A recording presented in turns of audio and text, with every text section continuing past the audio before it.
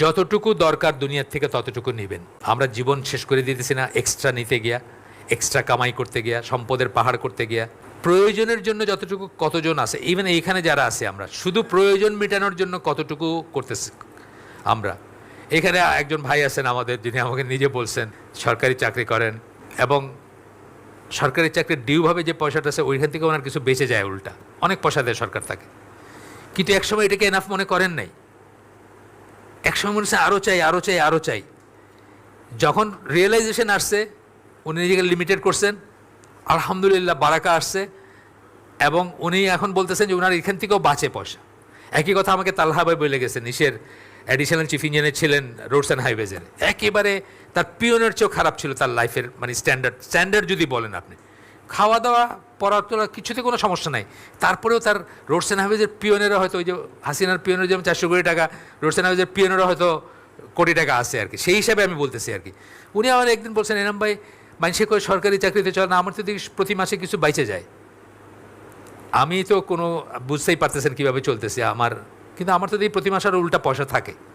তো এইটাই আর কি, যে পৃথিবীতে যা দরকার হয় নেবেন, আপনার প্রয়োজন দেখে নেন, তাইলে দেখবেন কিন্তু আপনার এইটা কমে আসবে।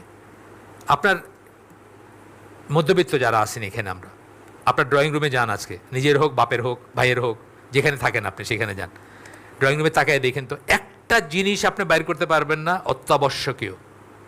অ্যাভারেজ বাংলাদেশি মধ্যবিত্তের ড্রয়িং রুমে একটা জিনিস বাইর করতে পারবেন না অত্যাবশ্যকীয়, এক্সেপ্ট ফ্যান হয়তো পাইতে পারেন, ফ্যান আর লাইট ছাড়া।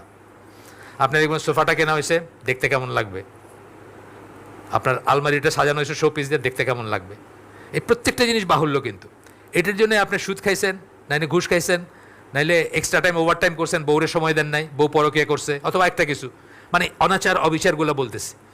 আসতেছে কই থেকে? আপনি যতটুকু দরকার তার ভিতর সীমাবদ্ধ করতেছেন না, কিন্তু আপনাকে আপনি আরও চাই, আরও চাই, আরও চাই থেকে আসতেছে।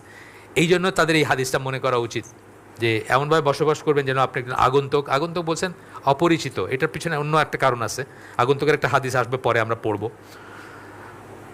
আপনার আগন্তুক বলতে কি, আপনি যেভাবে চলবেন সাধারণ মানুষ এভাবে চলবেন। ওই যে বললাম 1000 মানুষের ভিতরে একজনকে দেখে বুঝবেন যে এ টাকরুর উপরে কাপড় পরছে, এ প্র্যাকটিসিং মুসলিম, কিন্তু অন্যরা তারা কী ভাববে, এই কোত্থেকে আসছে, অন্যদের কাছে সে অপরিচিত, এই এটা কী হলো, কী ফ্যাশন হইলো, এটা কী ধরনের কাপড় পরা হইলো, অন্যরা তাকে মনে করবে আগন্তুক। আগন্তুক বলতে এইটাই আর কি, অপরিচিত মনে করবে, এই তো পরিচিত লাগতেছে না।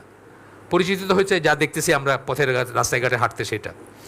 আর আর মুসাফির বলতে বোঝাইছেন কি, মুসাফির কি বাক্স বাক্স বড় করে নাকি? বড় করে না। মুসাফির কিন্তু লাগেজটা কম রাখে, কারণ তাকে বহন করতে হবে এটা মনে করে সে, এই জন্য সে কম রাখে, যার দরকার শুধু সেটুকু সে নেয়। আপনিও পৃথিবীর থেকে যতটুকু দরকার নেবেন, আমি খাবেন, পরবেন, অন্ন বস্ত্র বাসস্থান, কোনো সমস্যা নাই, কিন্তু চিন্তা করবেন কতটুকু দরকার, কতটুকু এনাফ। এই যে ড্রয়িং রুমের কথা বললাম, যা দিয়ে সাজাইছেন, এটা কিন্তু আপনি অন্যের জন্য করছেন, নিজের জন্য না। অন্যকে ইমপ্রেস করার জন্য করছেন, অন্যের কাছে যেন দেখতে ভালো লাগে ড্রয়িং রুমটা, সেই জন্য করছেন। দেখে যেন বলে বাহ, ওনার যে ফুলদানিটা দেখলাম এটা তো জীবনে কোনোদিন দেখি নাই। তো জিজ্ঞেসে করে ফেললো, ভাই এটা কোথা থেকে জোগাড় করছেন? না, এটা আমি চায়না গেছিলাম একবার, ওই স্টোর থেকে আনছি। কইতো মানুষে কিন্তু একটু গর্ববোধ করে, তাই না? কইতে এইটা না আর কি, এইটা করবে না মুসলমান। তা আমরা আজকে শেষ করে দিই, প্রায় 50 হয়েছে। সুবহানাকা আল্লাহুম্মা ওয়া বিহামদিকা আশহাদু আল্লা ইলাহা ইল্লা আনতা আস্তাগফিরুকা ওয়া আতুবু ইলাইক। আমরা যে শুনলাম তার ভিতরে ভালো কিছু শুনে থাকলে সমস্ত প্রশংসা আল্লাহর, আলহামদুলিল্লাহ। খারাপ কিছু শুনে থাকলে সমস্ত ব্যর্থতা আমার এবং সেটা শয়তানের তরফ থেকে। আল্লাহ আমাদেরকে তৌফিক দেন যা ভালো শুনলাম তার উপর আমল করার।